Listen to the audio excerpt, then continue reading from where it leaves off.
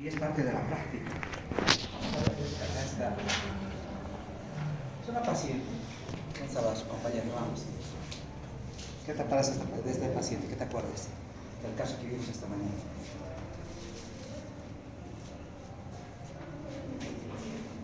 Es una paciente femenina de 66 años de edad. ¿Qué más?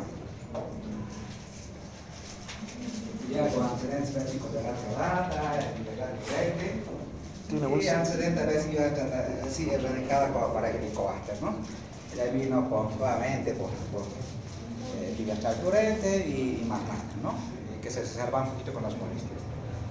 Como en este caso, con antecedente de gastritis crónica tratada por helicobacter, algunos síntomas dispépticos, epigastralgia y cierta distensión abdominal, digamos, mejor algo está mal, ¿no? Queremos corroborar si realmente la infección persistente había sido maltratada o qué alteraciones histológicas hubiese en este paciente, ¿no? Entonces, ¿qué le mandamos? Una endoscopía. La endoscopía nos dice esta, velea, ¿qué les parece? Esa es la historia endoscópica. Después vamos a ver la histología.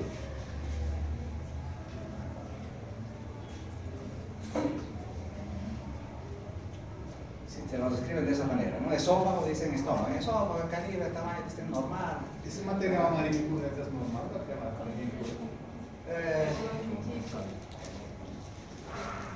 A ver, ¿qué crees que es?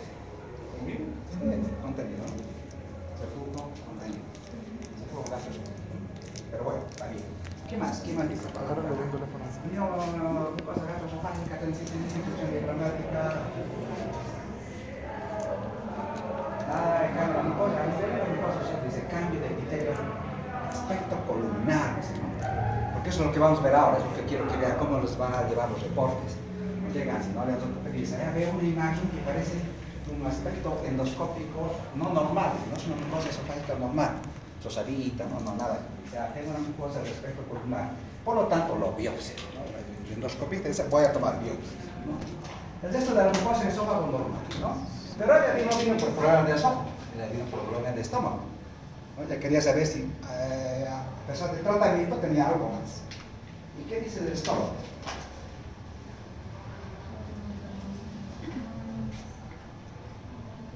La forma, tamaño y distensidad normal en su conjunto, ocupado por contenido bilioso en moderada cantidad, bilioso en moderada cantidad. Cardia cerrado en retrovisión, vamos a decir, cardia está cerrado en retrovisión, igual. Exactamente, no hay energía. Siempre dice, la calidad de la endoscopía tiene que ver también con esto. En la retrovisión, ¿existe hernia o no existe hernia? Y dice, no existe hernia, perfecto. No hay reverse flujo, no hay metaplasia, displasia, cáncer, nada, ¿no? Entonces, tiene que ver también con eso. Cardia, retrovisión, dice, no, cerrado. Vamos, glucosa de alto dice con cambios inflamatorios de aspecto crónico superficial. Con erosiones superficiales aisladas, toman biopsias. El ángulo es normal, el filo también está central, es permeable. Por ejemplo, si tiene filo rosentral permeable, ¿qué está diciendo? Que el vaciamiento vertical. No hay obstrucción a la salida vertical, está perfecto, funcionalmente está bien. Y vamos a bulbo, por ejemplo. ¿Por qué se toma bulbo? Porque ahí con el endoscopio llegamos a esófago, estómago y duodeno. El duodeno me interesa porque el duodeno voy a descartar enfermedades que comprometen el intestino delgado. Y el duodeno es la primera porción del intestino delgado. Ahí comienzan muchas enfermedades. Por ejemplo, una enfermedad celíaca, atrofia del carbohidrato. Ya, pues ahí me va a indicar, doctor, hay cambios endoscópicos que sugieren celiaquía. Tome biopsias. Entonces ya esta parte. Pero acá en duodeno, ¿qué le dice? Forma, tamaño y distensidad normal, cosa normal, segunda porción, normal. Entonces, nada que altere el vaciamiento gástrico normal. El paciente no tiene alteraciones aparentes endoscópicas que comprometan el intestino delgado. El problema está en eso. Toma. Una gastritis crónica superficial, dice el médico, ¿no? Superficial. Bueno, como han tomado biopsias, vemos las biopsias. ¿Qué les parece? ¿Saber leer? ¿Se lee bien o no se lee? No lo movemos a este lado. A este lado de este lado no. Sí, pero reagudizada, dice. O sea que ha vuelto a presentar, ¿no? ¿Qué es? Maravilloso. Porque tenemos que correlacionar, chicos, los datos clínicos, endoscópicos e histológicos. Y lo más importante son los histológicos. Porque yo quiero comparar la histología previa con la histología actual. Hoy tuvimos otro caso también de, por ejemplo, una paciente con gastritis, tratamiento erradicador. 3 endoscopías, comparamos las 3 histologías. Y las guías recomiendan, por ejemplo, ya después de haber sido erradicada la bacteria, no interesa ya si hay la presencia de bacterias, no, ya no interesa. Lo que interesa es qué alteraciones histológicas hay o siguen existiendo. Entonces, por eso dicen las guías que recomendamos que los controles post-tratamiento sean con endoscopía. Podría ser con antígenos fecales en eso. Esta paciente, por ejemplo, tenía antígenos fecales positivos para el Helicobacter. Y le dice, pero señora, pero doctor, esto se ha hecho tratamiento, pero sigue saliendo positivo los antígenos. Entonces ha debido fallar el tratamiento. Pero los antígenos fecales están falsos positivos. ¿Ya? Pero independientemente de eso, a mí me interesaban las alteraciones histológicas. Comparo una histología previa con una actual y me garantizo de que sean hechos con la misma persona, el patólogo es la misma persona en el mismo lugar y obviamente como yo experiencia que sea de patología gástrica, no gastroenterológica. Porque hay patólogos que se especializan en nefro, en onco, en gastro. Entonces hay que buscar eso cuando quieres llegar a tener la certeza de que lo que vas a hacer esté bien, ¿no? Pero cuando comparamos las histologías, dice la primera histología, doctor Avía, por ejemplo, dice una gastritis crónica activa severa. Wow, la primera, antes del tratamiento, ¿no? La carga de bacterias dice 3 cruces sobre 3 cruces. Wow, alta carga de bacterias. No alteración histológica, negativo para la metaplasia, perfecto. La actual dice gastritis crónica, ¿sí? Pero dice activa, pero no dice leve, moderada y severa. 1. 2. La carga de Helicobacter dice 1 sobre 3. Y no hay alteración negativa para la metaplasia. Perfecto. ¿Qué tiene que pasar? ¿Qué tratamiento erradicador? ¿Ya? Entonces, el paciente obviamente va a tener algunos síntomas, puede tener síntomas superiores, no relacionados con el trabajo. El paciente, por ejemplo, tiene problemas, los problemas, especialmente las mujeres, se comprometen mucho, ¿ya? La parte emocional, física, casa, una paciente, por ejemplo, es un paciente que tiene mucho negocio, maneja mucho dinero, ya, y últimamente no, y hasta ahí tengo que llegar yo, últimamente no le he bien con el negocio porque toda la cosa ha cambiado, y está con estrés permanente. Yo debía descartar que no era secundario del Helicobacter, ¿no? Y si hubiese confiado en antígenos fecales en ese, hubiese hecho otro tratamiento más tarde, un segundo esquema, un tercer esquema. Pero a mí me interesaba pasar. ¿Listo? Entonces, por favor, clínica, después le pregunto, ¿no? ¿Cómo estás? No, ¿cuál era la alimentación? No, perfecto. Entonces, las alteraciones histológicas son muy importantes. En este caso, por ejemplo, te dice la doctora que a la endoscopía me dice, wow, a nivel de... vamos a ver. ¿Qué dice? Las biopsias, el primer frasco se ha tomado de antro, donde han visto una gastritis superficial, pequeña celulositis. ¿Qué dice ese nivel, por ejemplo? Gastritis crónica, superficial, pero leve. La magnitud del proceso inflamatorio, obviamente, la presencia de células, nos va a decir si es leve, es moderado, pues leve. La magnitud del proceso inflamatorio. Cuando es leve, tú le asocias con la densidad bacteriana. La densidad bacteriana, ¿cuánto está? 1 sobre 3. Tiene poca densidad bacteriana, tienes escaso severo proceso inflamatorio, obviamente no existe alteración negativa para atrofia, metaplasia, displasia, aparentemente está bien, ¿no? En esófago, es lo que quiero que vean porque es lo que vamos a ver enseguida.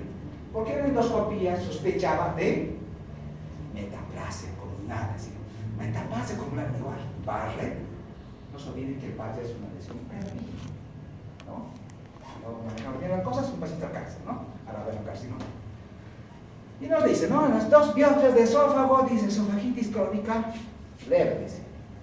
Pero ustedes ven bien, medio que acá la patóloga, imagino, dice, oye, gastritis crónica activa. ¿Qué les parece? Oye, a ver, ¿es esófago o es estómago? Si las biopsias son de esófago, es sobre la idea, ¿no?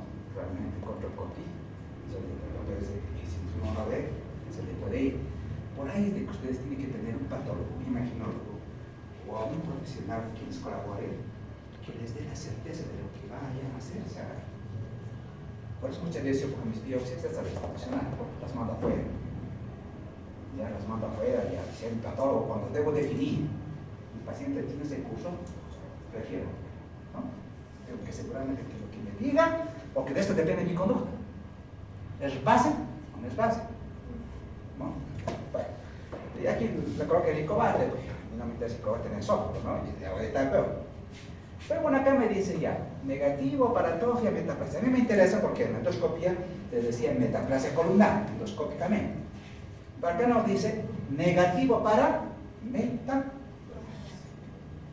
Entonces no hay alteraciones histológicas en nosotros relacionados con tranquilo. Y el estudio al final concluye que no hay nada maligno, ¿no? Y le informamos eso a la paciente y la paciente dice, doctor, gracias, eso nomás quería saber. O sea, ella ha venido para ver, ¿no? Si tenía algo, porque hace tiempo tenía algo grave. Y le decimos, señor, no me tiene nada para cáncer. Doctor, sí, me duele una vez, como bien, ¿no? Entonces, pero hay que darle la certeza. Y feliz, dieta. Y esa demanda cuando sea necesario, hemos dicho los circuitos con la demanda también, ¿no? Porque ella tiene un problema médico. Todos, por la edad, por comorbilidades y también problemas sociales, siempre va a haber una mujer predispuesta a ácido, ¿no? Es muy difícil que esta persona, por ejemplo, si va a una fiesta, ella va a exagerar con la alimentación, no se sirva algo más de bebidas, qué sé yo. Todos los problemas pépticos van a dañar más esa mucosa esofágica. Por lo tanto, le podemos dar y empezar. Demanda, señora, antes de la fiestita, tómese un bebecito, listo, y vaya, el día siguiente tranquilo, no pasó nada, usted puede gozar de la fiesta. Pero bueno, entonces, esas son las coherencias, pero también las congruencias.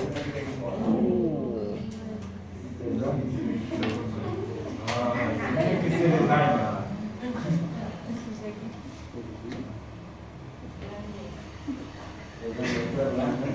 El Dylan. ¿Ya está otra vez?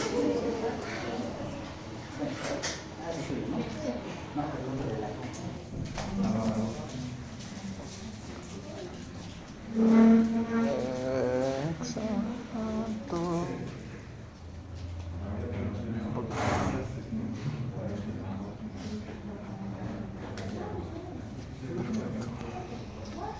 Bueno, pensar porque vamos a hablar de toda la patología preneoplásica, pero es importante que ustedes se manejen términos, ¿ya? Cuando hablamos de metaplasia, ¿qué es metaplasia, doctor? ¿Qué es displasia? Displasia de alto grado, bajo grado, cáncer, ¿no?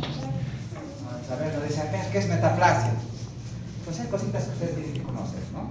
Porque para de patología vamos a hablar de cáncer de esófago, estómago, colon, y hace poco a poco se va a ir ubicando. Metaplasia. Cambio de célula. Vamos a cambiar una célula, vamos a hacer eso por otra célula. Metaplasia, ya, nada que ver. Entonces, pero la ventaja de la metaplasia que es reversible. Si ustedes tratan la causa de la metaplasia, puede revertir a un epitelio normal. Si no tratan la causa, puede pasar a un displasia. Lo que queremos hacer es que esta metaplasia, que es reversible, puede hacer una cosa o un epitelio normal. Pero cuando hablamos ya de displasia, estamos hablando ya de una lesión, como dice, hay una neoplasia intraepitelial. ¿Qué dice intraepitelial? A ver, entiendan, neoplasia intraepitelial.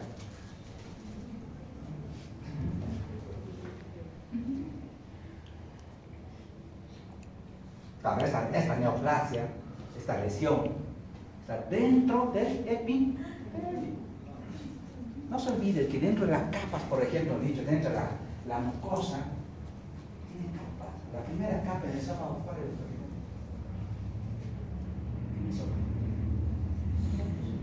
La mucosa. Mucosa. La mucosa. Su mucosa. Tres capas. ¿Cuál es la primera capa?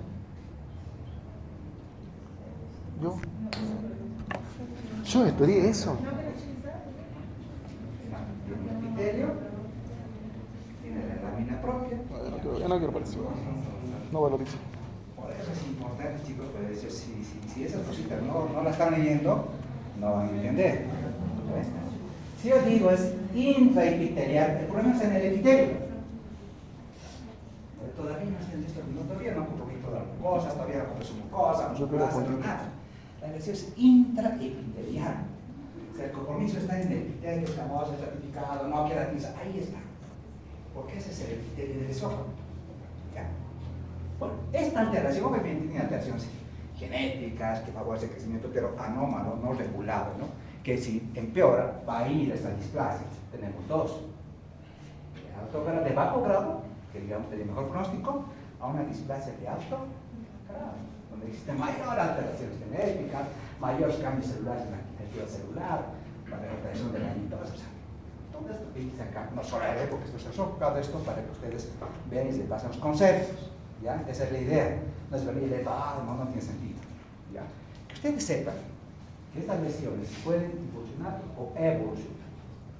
Tenemos displasias, por lo tanto, de bajo grado, de malignidad, displasias de alto grado de malignidad.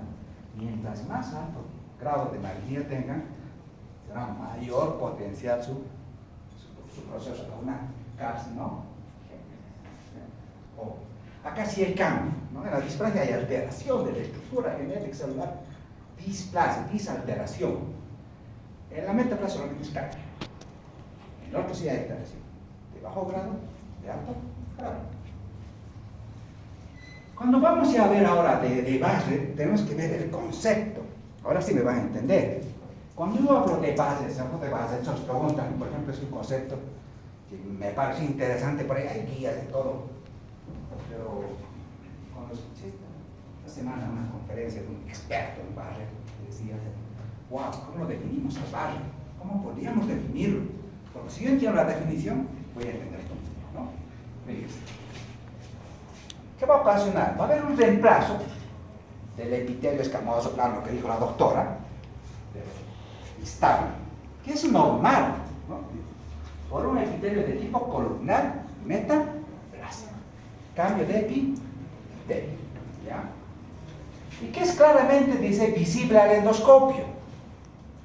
Lo podemos ver así, como una quemadura arterial, como en la encuesta. Esto es lo normal, esto es patológico, esto es básico. Obviamente es un diagnóstico endoscópico, lo pueden ver. Cuando es mayor o igual a un centímetro.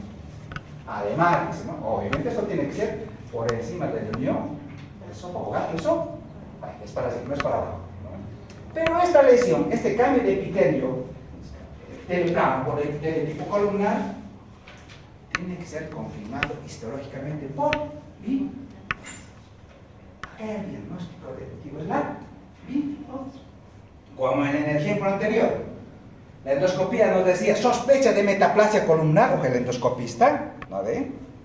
Pero la histología nos decía negativo para metaplasia. ¿Ya? Negativo para metaplasia. ¿Está bien? ¿Están entendiendo? Perfecto. Vamos a ir avanzando un poco a poco. Yo lo que quiero es que vayan bien. Ahora, ¿qué pasa con la progresión? Hemos dicho que el esófago de base es una lesión premaligna. Ojo, porque ya hay un cambio de epitelio. Ya no es normal. Ya no es normal, ¿no? Algo ha hecho que se produzca ese cambio, es lo que vamos a identificar. ¿Qué es lo que ha producido ese cambio de epitelio? ¿No? Porque esta condición premaligna puede ir a adenocarcinoma. No. Y esto es el adenocarcinoma. Macroscópicamente, en esófago distal, vamos a ver esto, ¿no? Estómago, tercio distal, adenocarcinoma. Microscópicamente, obviamente, va a decir, adenocarcinoma, ¿no? Vamos a ver más qué tipos histológicos hay. El factor clave, dice, es el grado de displasia. Es importante. Cuando ustedes vean van a tener la oportunidad de tal vez patología y dicen, wow, ¿es un base sin displasia o es un base con displasia? Entonces lo tenemos que definir o agrupar en dos grupos. ¿Ya? Si es sin displasia, tranquilo, nos vamos a ver más adelante ese seguimiento, por 5 años del IVP, vamos a ver. El riesgo de progresión a cáncer al año, el de 0.2 a 0.5%. Pero si la displasia va avanzando, esta alteración de un bajo grado por año va a subir de 0.5 a 0.7 por 100. Si tu paciente tiene base con displasia de alto grado, el riesgo de cáncer va subiendo a 7% por año. Entonces, como conclusión, debemos identificar y la biopsia nos va a indicar displasia de alto o bajo grado. Y ese es el riesgo de progresión a cáncer al año. Bueno. Y esto es importante también, ¿no? A ver, si dice que la incidencia y prevalencia va en aumento, ¿por qué creen que está aumentando? ¿Por qué creen que el barrio en el mundo en general está aumentando? Por el estrés de las personas. Vamos a ir. Por el estrés de las personas. Por la ansiedad. Tabaco. Negativo, vamos. Obesidad, tabaco. Exacto. No sería ahorita el síndrome metabólico que se considera a nivel mundial, es ¿cómo le dicen? Una epidemia. ¿Ya? O sea, ha avanzado tanto. Tenemos tanto sobrepeso, tanto. Esta mañana, por ejemplo, una pacientita de 120 kilos, nadie quiere animarse a operar, pancreatitis colectiva porque no entraba la camilla. Y la camilla de kilogramos no da para operar de un peso determinado. ¿No? Y estamos buscando canillas donde se complicamos. Ha aumentado tanto el problema del síndrome metabólico, con todo lo que implica, con la obesidad, etc. Que ese es ahora el factor de riesgo fundamental. No se olviden que la obesidad predispone a... La obesidad predispone a... ¿Quién quiere ganarse? ¿Quién quiere ganarse? Pero en caso de la sopa, tranquilo, ahí sabemos que eso va a ir tantas cosas. La obesidad predispone más de 10, 20 enfermedades. Pero en el caso de patología digestiva, ¿a qué ocasiona la obesidad? ¿Qué dijimos cuando hablamos de aquí? Aumenta la presión intraabdominal, aumenta la presión intragástrica. Eso por estar que se forma un bolsillo ácido, hemos dicho que es el flujo de la acción transitoria del reflujo. La principal causa, o sea, lo que ocasiona en el esófago, es ese flujo crónico.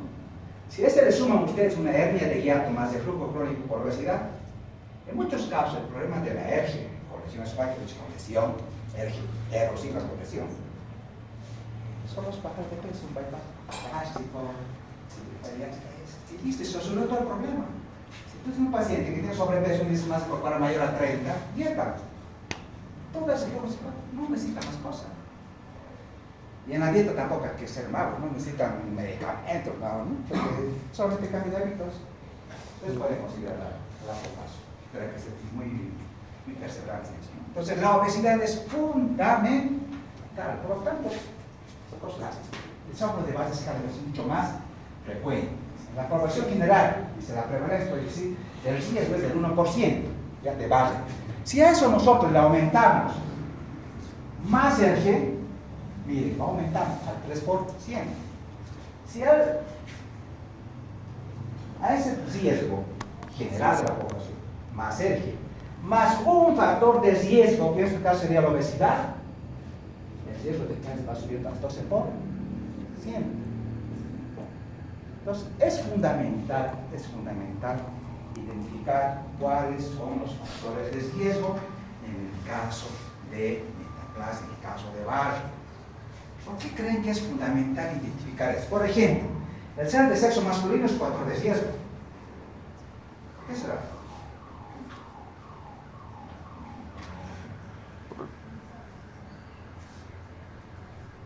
¿Por qué? Porque comen de todo, ¿no?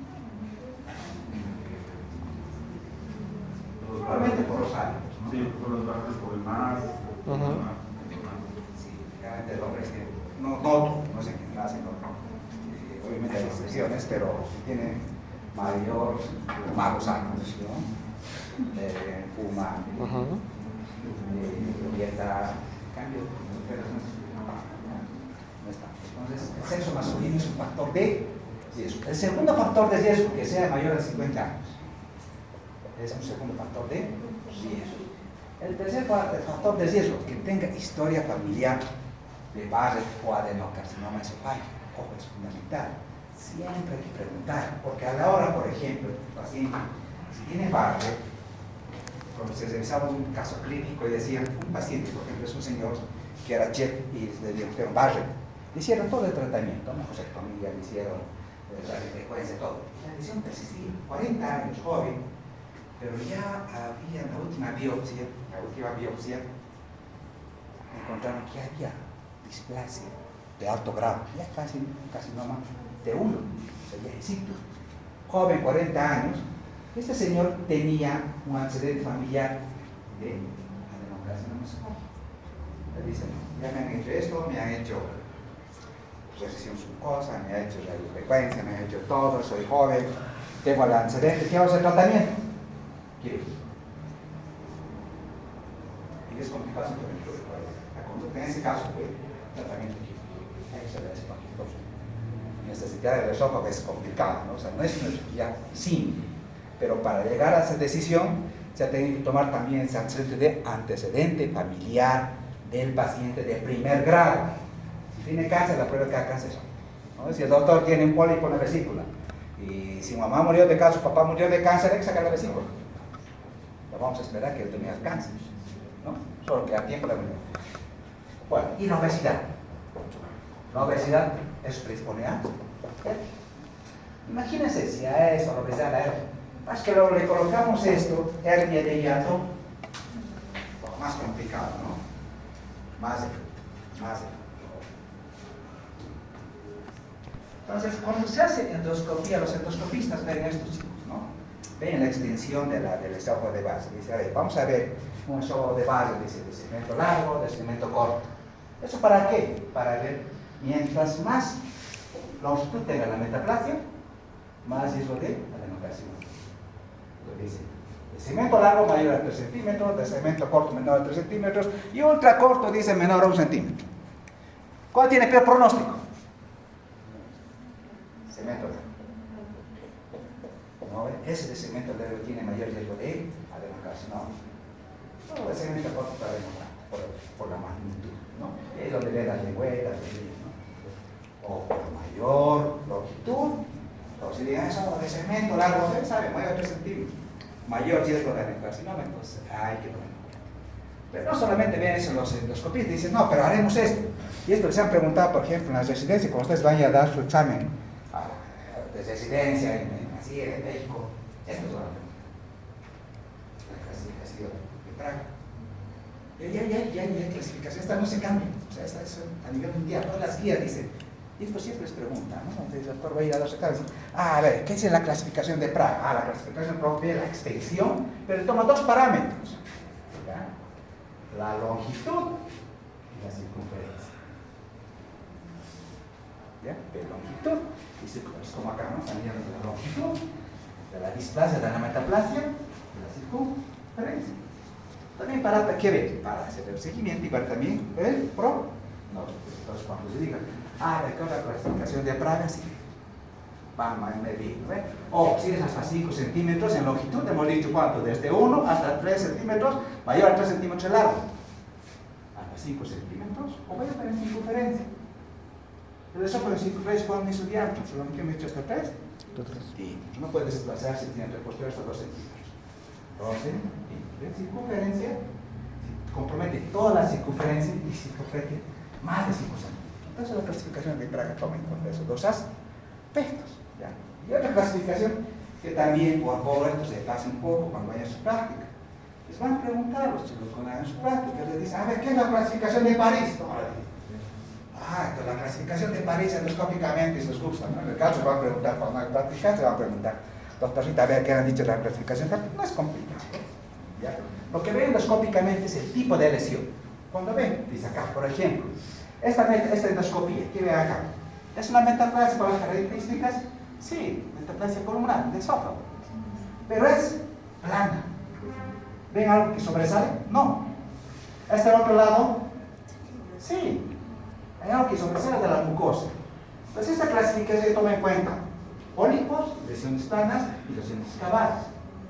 De acuerdo a esto, dice, de acuerdo a la clasificación de París, dice, como la lesión es plana, me colocan 2, ven, ya no hay nada, es metaplasia, pero no hay nada que sobresale, es una metaplasia plana. Entonces, de acuerdo a la clasificación de París, 2, ven.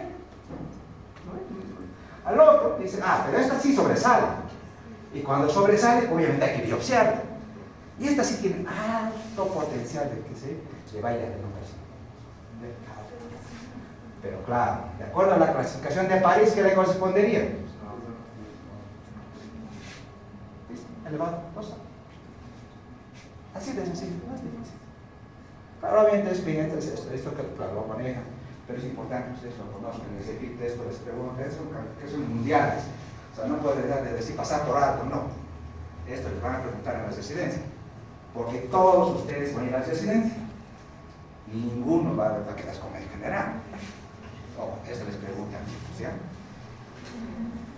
Bueno, entonces lo que queremos ver es que, digamos, la idea, dice, la clave, dicen todos los endoscopistas, es lo más importante. Realmente, hacer endoscopía, utilizar endoscopios de alta definición o hacer endoscopía de alta calidad. Es decir, tomarse el tiempo de revisar las lesiones, porque muchas veces se nos van. ¿No? Una vez, cuando yo estaba, por ejemplo, en la dirección del hospital y me dicen, doctor, usted me exige mucho cantidad, tenía razón. Si usted me tiene que hacer mínimamente 3 a 4 endoscopías en una hora. Y viene el doctor y me dice, doctor, difícil. Tienen razón, yo no puedo hacer porque se me va a ir lesiones. Por hacerlas rápido, no voy a ver, revisar muy bien. Aparte que muchas veces no tenemos endoscopia alta definición como que nos hagan ampliación. Difícil. Yo mínimamente les digo, como media hora para hacer un endoscopio de alta calidad, porque tengo que revisar todos los detalles anatómicos, endoscópicos de esa mucosa, ¿no? Y puedo tener esto, ¿no? Lo que estamos viendo, acá tengo que dar cuenta, pero se me puede ir, ¿no? Entonces, él se empieza a utilizar otros endoscopios, ¿no? De alta definición, podemos hacer, por ejemplo, con cromoendoscopía, vamos a utilizar, digamos, colorantes especiales. Se utiliza mucho esa supermetilena, por ejemplo, para ver algunas lesiones como estas. ¿Qué les parece esto?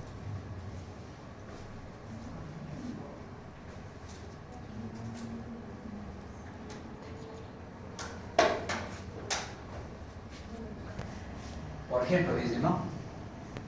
Tengo un paciente joven de 40 años, tiene antecedentes de primer grado de adenocarcinoma de esófago, tiene una endoscopía sugerente, entonces le voy a hacer una cromoendoscopia, voy a utilizar colorantes.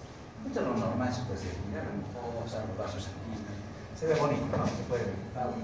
Pero cuando ya utilizan cromoendoscopia, cuando ya utilizan magnificación de las imágenes, vamos a ver ya estas lesiones que sobresalen, ya las lesiones. Entonces quieren, la idea es no solamente ver, no solamente es ver las alteraciones, digamos, que sí se sugieren cáncer, sino también poderlas biopsiar donde realmente puedan ser las biopsias concluyentes. Porque puedo tomar biopsia de una lesión que no es neoplásica. Con esta imagen, utilizando estos colorantes, voy a tomar, acá está, la lesión está acá, la lesión está acá, la hago biopsia acá. Así se utiliza. Entonces se quiere endoscopía de alta definición. Y como en cáncer todo ya está protocolizado, no puedes hacer nada, digamos, a la que, como decimos, ¿no? Hay que cumplir protocolo. ¿Sí? El que el endoscopista, ¿qué va a hacer? Tiene que tomar 4 biopsias, mínimo cada 2 centímetros. Tiene que tomar. Y mejor de esas lesiones que son terapias, ¿no? Porque lo que él quiere identificar, el patólogo va a poder identificar, es esto. Típico de paciente con SPAR. ¿Qué es? La presencia de estas células calciformes. Entonces, sí, epitelio cilíndrico con presencia de células tipo índice con presencia de células calciformes, igual va, ¿no? Pero para llegar a este diagnóstico, El patólogo necesita unas buenas tomas de biopsias. Y ellos pues siguen un protocolo, ese protocolo que decía. Pues tienen que cumplir un protocolo. ¿Ya? Si se ha cumplido el protocolo, no. Porque cuando hacían un análisis histológico, por ejemplo, decían, doctor, ¿han cumplido el protocolo de toma de biopsias? Porque así es como debe ser. Se ha cumplido el protocolo. Recién puedo analizar esto. Porque si no han cumplido el protocolo, es probable que la lesión o la muestra que me he enviado sea mala, no sea la ideal. ¿Cuántas veces, por ejemplo, cuántas veces en el estómago, cuando el endoscopista te decía, por ejemplo, doctor, es un adenocarcinoma gástrico, Bormann 3, Bormann 4, así, ¿no? Como coliflor, ¿no? Y la biopsia decía negativo para malignidad, pero negativo, pero otra vez endoscopía. Hemos hecho hasta 3 veces, ¿ya? Se ha tomado en 3 oportunidades endoscopía, biopsia sobre biopsia, biopsia. En la última, ¿se ha salido? Adenocarcinoma, no. Entonces es importante que la lesión sea tomada del lugar donde realmente exista alteración. Es muy importante. ¿Ya? Entonces, el diagnóstico, como dije, endoscópico, y ese diagnóstico es anatomopatológico, y el patólogo nos va a describir. En el informe de patología no había esto, ustedes ven. No había nada, negativo para metaplasia y displasia. Entonces, si te describen esto, dice, metaplasia de la necrosífica, se reporta, ¿no? Epitelio escamoso normal del esófago o epitelio cilíndrico de tipo intestinal, pero con células calci. Eso nos va a indicar el patólogo. Ese es el informe. Si llega así, ¿sí? O esa persona se ve, puede saber la respuesta, creo que está muy cerrado. Vamos a dormir.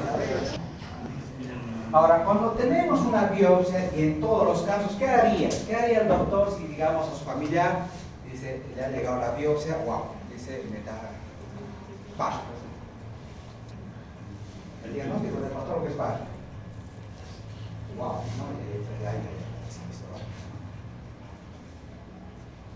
Y te dice displasia de alto grado. Displasia. Límite, ¿no? A alto grado. ¿Qué es lo que harías si tuvieras un familiar o tu paciente? El primer reporte te da eso. ¿Tendría más de opinión? Siempre es mejor pedir 2 opiniones. Y además, entre los 2 patólogos tiene que haber concordancia. Ya no se conformen con uno. Nunca con uno. A veces varía la decisión o las conclusiones de un patólogo. En cualquier caso, tengan mucho cuidado con dar o emitir un diagnóstico a priori. No se apresuren, porque le están dando un diagnóstico que va a cambiar la vida al paciente. Estamos hablando de cáncer, no estamos hablando de infección, de celulitis, no, estamos hablando de cáncer. Porque lo que viene de aquí adelante es plática, ¿no? Y además lo que implica la familia. Se recomienda siempre, primero que sea leído por un patólogo experimentado, que haya confirmado, sea confirmado por 2 patólogos y que haya concordancia entre los 2. Bueno, ¿y cuál es la evolución? Por lo tanto, está la metaplasia, displasia, cáncer.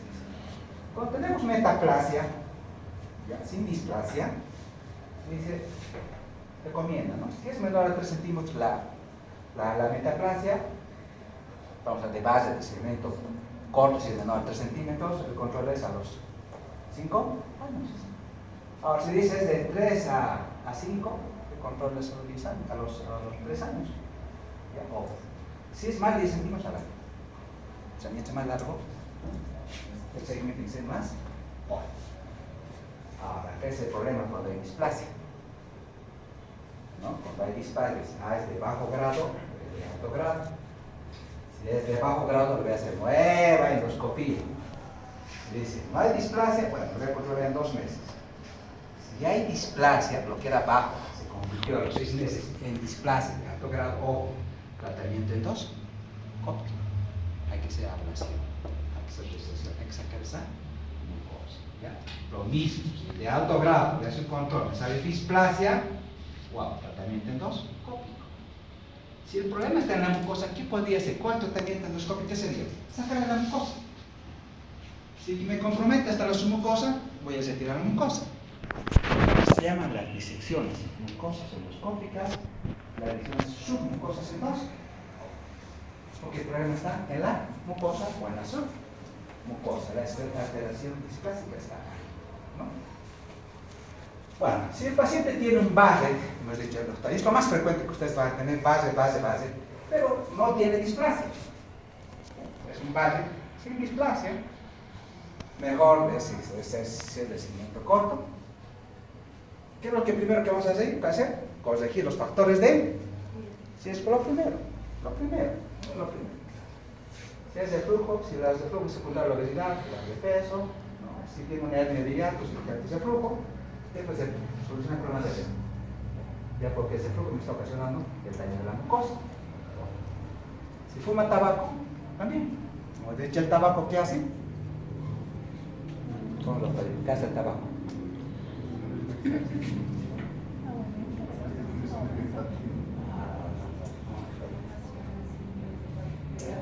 Parece que tú no vas a hacer la clase, ¿qué pasa? Disminuye la presión del esfínter esofágico inferior, por lo tanto, mayor reflujo. ¿Sabe? La voy a hacer muy chiquita con ese flujo. Entonces, los factores de lo primero, debo trabajar por todo de ello. O sea, chicos, debo trabajar en todo. Ustedes ven, no solamente darle un IBP. No es solamente un IBP, porque el IBP probablemente no sea la solución. Si no soluciona esto. Si le soluciono esto, probablemente el paciente no recibe IBP. Tal vez no se quiera. Como esta mañana comentamos con sus compañeros, por ejemplo, un paciente con una cisosis hepática posenólica. Y estaba en CHAS-B, inclusive entró con hemorragia. Están pacientes esos. La última evidencia científica, por ejemplo, en cirrosis, sea cual sea la causa hemorrágica viral, si se suprime la causa, se pierde la fibrosis. ¿Qué les parece? La última evidencia científica demostrada.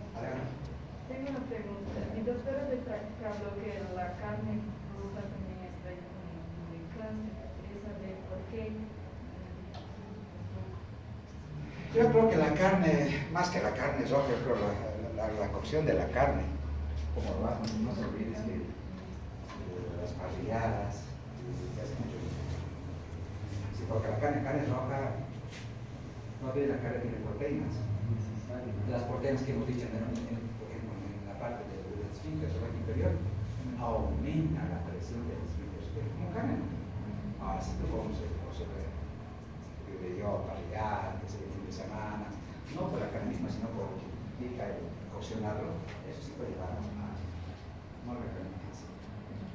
Entonces, les decía en este caso, por ejemplo, yo le trato a una paciente, igual, un paciente patópata, ¿ya?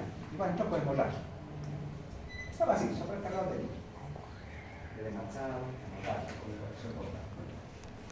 Le digo al señor, tiene un problema. Todo lo que le ha ocasionado a usted es el alcohol. Ya, al señor. Si usted soluciona su problema, va a mejorar su problema de su vida. Y el señor hizo conciencia porque tenía hijos menores, 40 años joven, y se convirtió en la religión. Cambió de religión. No volví a beber más. Les respetamos el líquido de volumen, ya no porque volví a ser así, le fuimos bajando los medicamentos. ¿Ya? Al final, ni un diurético, porque no tenía líquido. Le fuimos mejorando el laboratorio, tenía pancitopedia, se fueron mejorando, los tipos se fueron, las albúminas empezó a mejorar, significa que funcionalmente el hígado empezó a recuperarse. Claro, pero el tiempo no tan rápido, ¿no? Pues va a demorar 6 meses hasta 2 años y se va. Regeneración.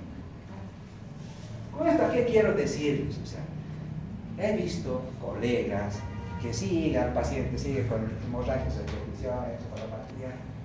Oye, pero si por eso puede cambiar, es lo que me informal. Explicarle. Mire que eso sí puede mejorarse. Entonces, no pensar, y si ustedes vamos a revisar, digamos, esos de cisosis, oye, eso es lo que ustedes tienen que hacer. La medicina va siempre de la mano con la evidencia científica. Todos los días salen nuevos artículos, nuevas cosas que tienen que mejorar tu práctica hospitalaria. Entonces, si ustedes solucionan la causa del problema, solucionaron el problema. Así de simple nomás es. Pero no es suficiente darle solamente esto, porque su problema no es el nivel P, el problema es su obesidad. Entonces ustedes tienen que atacar muchas veces es el factor de riesgo, no tanto es la complicación del factor de riesgo que sea el reflujo, la esofagitis, la metaplasia. Esto es lo más importante. Solucionan esto, obviamente mientras tanto le vamos a limitar para mejorar la resistencia esofágica y el seguimiento es la eso es un esófago sin pasos. ¿Qué les parece eso? A ver. No sé de este lado porque no escucho veces. ¿Qué les parece?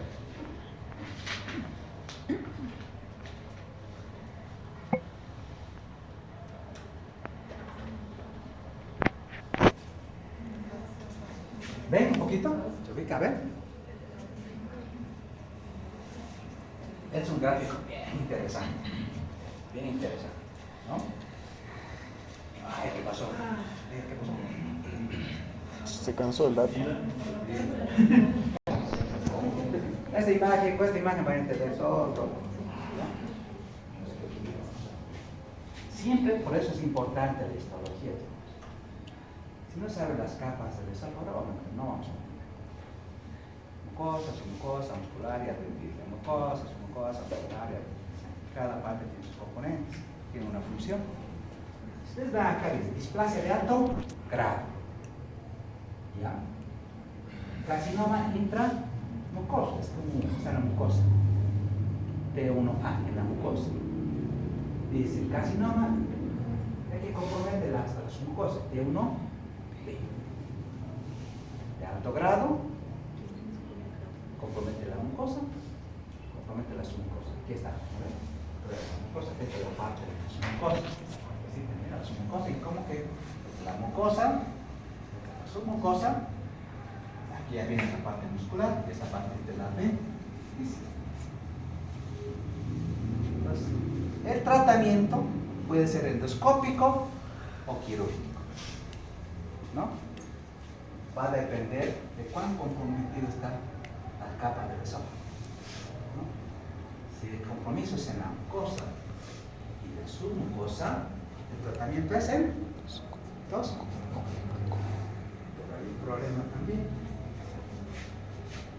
Vamos a ver cuando hablamos un poquito de cáncer, desde el hierro de metástasis, ya, inclusive con compromiso de la mucosa, desde el 1 a 2 por sí. Ya hay riesgo de matar, aunque un porcentaje ya hay, ¿no? El riesgo de metástasis cuando se compromete la submucosa es de mayor a 10 por 7. Entonces, puede no ser el tratamiento, por eso es que la resección se acompaña de radiofrecuencia. ¿Ya? Hacemos la resección con la radiofrecuencia. Obviamente, cuando ya hay un compromiso más de la mucosa, la cirugía, ¿no? Sería delicado la cirugía. Entonces, depende de cuán comprometidas están las capas de esófago. Aquí están las terapias de erradicación. Hay dos. Es EMR, es esto. ¿Qué significa ERM? Va a ser la resección mucosa endoscópica. ¿Qué significa? Voy a retirar la capa de mucosa que está comprometida. Pero solo la mucosa. ¿No? Solo la mucosa. Voy a reseccionar. Voy a retirar esa mucosa que está dentro. Entonces, ¿qué está? Mira, acá esa lesión. Y se hace. Como ligar a unas bases, ¿no? Esa es la resección mucosa. Pero el otro es la disección submucosa endoscópica. Acá ya tengo que hacer la disección, pero de la submucosa. Y se hace así, ¿no? Primero se hace la técnica de disección, el endoscopio de luz blanca, vemos la disección político-caraní, vamos a definir la lesión, vamos a marcar la lesión, vamos a hacer la elevación de la submucosa. La disección de la mucosa, vamos a disecar la mucosa, vamos a hacer disección de la submucosa, todo ese procedimiento que permite en ese estadio, como hay compromiso de la submucosa, hacer ese procedimiento en dos. Aquí no me interesa que usted sepa la técnica, me interesa que si existe compromiso de la mucosa y la submucosa, el procedimiento es en dos. Disección, resección. Nada más. Vale, esta es la radiofrecuencia aplicada en energía bipolar como complemento a la disección de en dos. Para, además de la resección, si hay alguna célula que tenga algún grado de displasia, la radiofrecuencia nos va a ayudar a que no quede nada. O sea, tenemos aseguramos que sea 0 de menos. Bueno, como estamos viendo el esófago, cáncer de esófago, vamos a pasar el cáncer de esófago más importante, hemos dicho, vamos a el T1A ya es un cáncer de esófago, ¿no? Histológicamente, vamos a ver, tenemos dos, y estos dos, ya cáncer de esófago, tenemos el carcinoma escamocelular y el adenocarcinoma. Es lo mismo que lo que dijimos más atrás, es decir, ¿por qué está incrementando más? ¿Por qué se enfrenta ahora más adenocarcinomas? Por ejemplo, la parte se dice de Estados Unidos, tenemos Estados Unidos, Europa y Latinoamérica, y hay alto adenocarcinoma, aumentando. En cambio, en el Japón, lo que tiene más es el carcinoma escamocelular. ¿Por qué creen que es? En Japón, la alimentación, ahí no hay transporte. Pero la alimentación, ellos difícilmente, ellos cuidan bastante de la dieta, ¿no? No, los japoneses no son delgados, sus alimentación aparte de verduras, frutas, entonces ellos tienen más el escamo celular y no tienen. En cambio nosotros el adenocarcinoma, ¿por qué? Por ese flujo vaginal. Es muy frecuente en la parte de América Latina, Europa, en la parte de diarrea. Cuando tenemos nosotros dos tipos, tenemos dos, decimos de qué estirpe, de qué origen es el adenocarcinoma. Puede ser de origen epitelial, de origen no. Si es de origen epitelial, los dos más frecuentes son el adenocarcinoma y el carcinoma escamoso. Esos son los más frecuentes. Hay otros también, pero no son tan frecuentes. En cambio, los no epiteliales tenemos el melanoma, el GIST y el mesoarcoma. Ese es el tumor del estómago intestinal que compromete más que todo la cadena próxima. Pero qué importante tiene con los factores de riesgo. Los factores de riesgo son diferentes para el carcinoma escamocelular y para el adenocarcinoma. ¿Sí, no? El factor de riesgo para el escamocelular, ¿cuál es? Ya, el tabaco, el alcohol. Como decía la doctora, los alimentos a veces muy calientes pueden ocasionar el carcinoma escamocelular. Compromete más el tercio superior y el tercio medio. En cambio, el adenocarcinoma compromete más el tercio inferior. ¿Y cuál es el factor de riesgo? De flujo.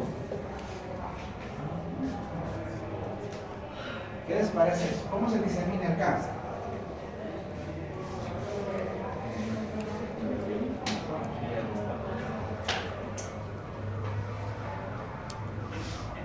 Esto es importante cuando hablemos, por ejemplo, ¿por qué le pedimos una pantomografía? Tórax, abdomen y pelvis. Para ver secundarismo, para ver metástasis.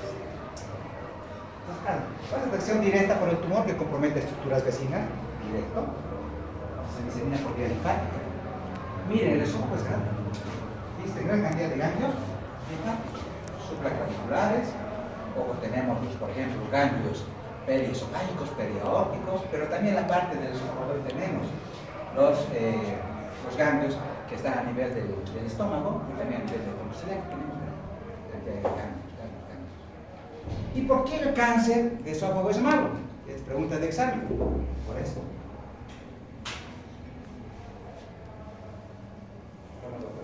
¿Por qué el cáncer de esófago tiene un pronóstico malo? Uno. Ahí está la respuesta. Pero ahí dice, no tiene serosa que facilita. Solo tiene adventicia. Por eso puede decirnos la diseminación directa. Porque no hay una serosa. Solo es adventicia, solo es adventicia. Dos, ¿por qué este cáncer es malo? Ustedes ven en el dibujito, ¿qué les parece acá en el dibujito? Tienen dos rutas linfáticas.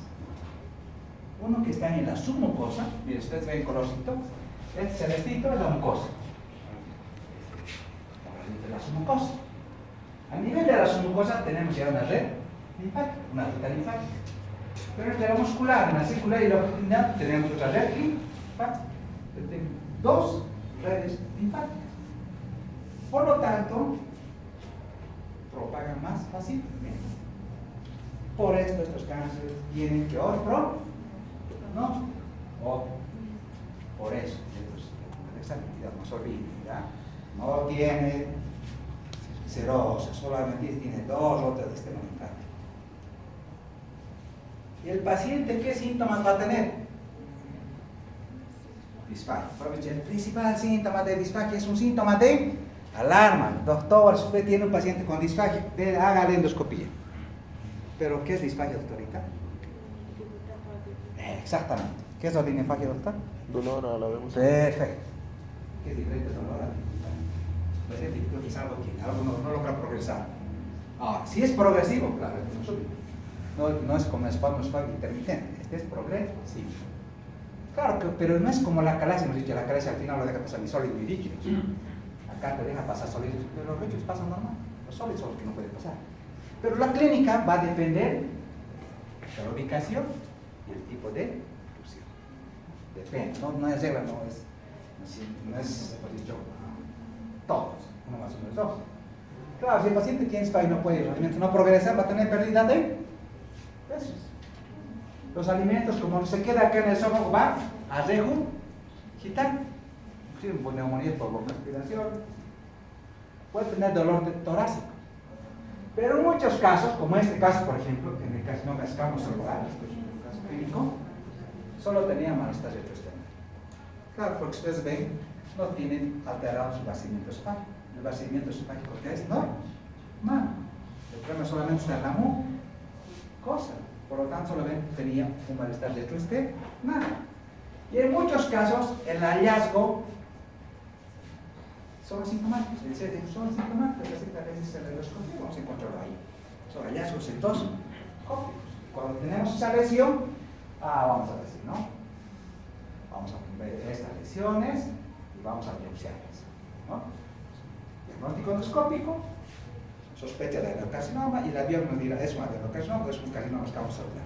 El diagnóstico endoscópico y el diagnóstico histológico. ¿Y qué nos falta? Tenemos que estratificar. Y esta es la estratificación mundial que se sigue manejando, ¿no? Se atraviesa toda la, aquí es lo que dijimos, ¿no? T1 hasta T4. Por ejemplo, si el tumor es 4, ¿qué dice el tumor T4? Lo divide inclusive el T4, ¿pero qué dice el tumor T4? Es un tumor que invade la estructura adyacente, que ha pasado a la pared del esófago, ya se salió de la adventicia, ya está comprometida en estructuras periesófagas, por lo tanto tiene un T4. La metástasis para ver la cantidad de ganglios así comprometidos, ¿no? Desde N0 hasta N3. Y metástasis 0 o 1. Si tu paciente, por ejemplo, el doctor le ha hecho una tomografía y ve metástasis en hígado, metástasis en pulmón, ¿cuál es su estadio? Eso, ¿cómo invade, no? Y esto que también ahorita vamos a ver el broncoscopio. Si el paciente, bueno, si tu paciente tiene cualquier TERES, la comprometido 1, 2, 3, 4, cualquier nódulo, pero si ya tiene metástasis a distancia, tenemos estadio 4, su pronóstico es malo. Mucho no hay que hacer. Porque depende también obviamente de muchos factores, de edad, comodidad, todo lo que pasa, ¿no? Entonces es importante sacar el estadiaje. ¿Cómo se hace el estadiaje? Primero, si el estadiaje es temprano, chicos, vamos a utilizar esto. ¿Ustedes han escuchado hablar de la ecoendoscopía? De la ecoendoscopía. Este es el nuevo procedimiento de ustedes. Es como el endoscopio, colonoscopio, ecoendoscopio. Combina, como dice, dos modalidades de diagnóstico. Al mismo tiempo hacemos endoscopía, pero también hacemos ultrasonografía, como si viéramos una ecografía, pero de manera interna. Entonces, yo a través del endoscopio puedo hacer también una ecoendoscopia. Bueno, todas las capas, de adentro hacia afuera. Entonces, con esto voy a poder identificar si la lesión compromete mucosa o adventicia. Así. Está dentro de la luz, vamos a fijarse. Este equipo de ecoendoscopia, posiblemente ecoendoscopia, el equipo es el ecoendoscopio. ¿Ya? El equipo es ecoendoscopio. Y uno es el radial que ve toda, es un diagnóstico de 360 grados. Y el otro es el ecoendoscopio lineal que toma biopsia. Tiene un margen de 180 grados. Entonces, con esto voy a ver cuán comprometido existe hay de las mucosas. Voy a ver, inclusive hasta ganglios me puede dar esto. Hasta ahí yo por ecoendoscopía. Me permite estadificar. Ojo, con eso voy a estadificar el tipo de cáncer, hasta cuánto se ha comprometido. Como en este caso, miren, se ha comprometido, wow. Acá se ve la lesión, todo esto es lesión. Entonces voy a captar los que son mucosos, voy a poder tomar biopsias, si hay las de las manopatías, y si puedo hacer un PAP, ¿no? Pero ojo, la endoscopía en estadios tempranos. En estadios avanzados, ¿qué pedimos? PANTA. ¿Qué significa? Yo necesito ver si hay compromiso tórax, abdomen y pelvis. Siempre pedimos PANTA para ver metástasis, para ver secundarismo. Esto nos pide, por ejemplo, el oncólogo que dice, doctor, ¿tiene endoscopía? Sí. ¿Tiene biopsia? Sí. ¿Tiene PANTA? Sí. Ahí entonces se hace la interconsulta con oncoclínica, ellos ven, ¿no? El tratamiento y la conducta que amerita en cada caso, ¿no? Entonces una PANTA que es temprana. Si vemos secundarismo, bueno, si ustedes hemos tenido 4, el paciente es nórdico es malo, si es candidato todavía para quimio o radio, ¿no? Muchas veces podemos hacer la tomografía con emisión de positrones, pero eso es mucho más caro en los casos solamente especiales, no en todos, ¿no? Pues el tratamiento, ¿en qué consiste? Los estadios tempranos en dos grupos: quimio, radioterapia, adjuvante más cirugía. La cirugía sigue siendo el estándar en el manejo. Este es un resumen de lo que se hace, endoscópico, quirúrgico. Y en muchos casos avanzados solamente se hace un tratamiento paliativo. ¿Qué estamos colocando? Una endoprótesis. Para que el paciente por unos 6 meses más pueda reclutir y el tumor sigue infiltrando, sigue encima de la prótesis. ¿No? Pero por lo menos 6 meses de vida y ¿no? Un poquito su sobrevida. Le podemos hacer, si estuviera, por ejemplo, acá, el esófago acá totalmente comprometido, ¿cuál sería otra enfermedad paliativa? ¿Otro procedimiento paliativo? ¿Cuál sería? Hay que hacer una gastrostomía de alimentar. A través de esa gastrostomía el paciente va a seguir alimentándose, bueno, porque por arriba no entra nada. Entonces, autor, entonces el paciente necesita seguir alimentándose. Entonces hacemos gastrostomías para alimentar. ¿Sí? Una sondita, la aplicamos ahí en el estómago y a través de ella damos, ¿no? Comidas licuadas, pero ya son medidas paliativas, ¿no? Tenemos pacientes que ya no tienen suprológicos malos y sus estadios malos. Muy bien, chicos.